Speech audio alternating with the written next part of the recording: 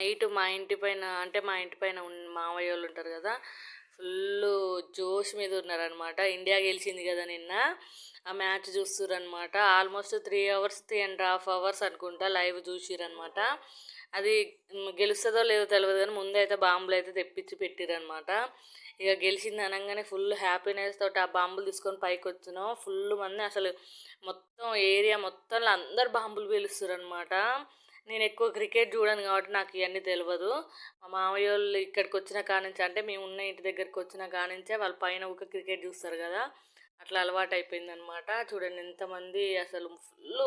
ఎప్పుడైతే ఇండియా గెలిచింది అనగానే ఇక పైకి మొత్తం బాంబుల సౌండ్ వచ్చిందనమాట. ఇక మేము కూడా ఒకటి తెప్పించి పెట్టారు కదా మామయ్య వాళ్ళు, ఇక మేము కూడా అందరం పైకి వచ్చినాం అనమాట. పైకి వచ్చి బాంబులు పేల్చినాం అనమాట. వాళ్ళు ఎంతో కష్టపడి ఆడి మన ఇండియాని గెలిపించినందుకు కొంచెం ప్రౌడ్గా ఉందన్నమాట.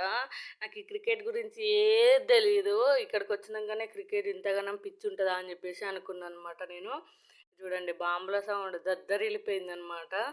ఇది ఒక్క డబ్బా 450 అంట. అవి దేకో ఫోన్ల సౌండ్ తక్కువ పెట్టుకో, చూడండి బాంబులు దద్దరిల్లిపోతాయి.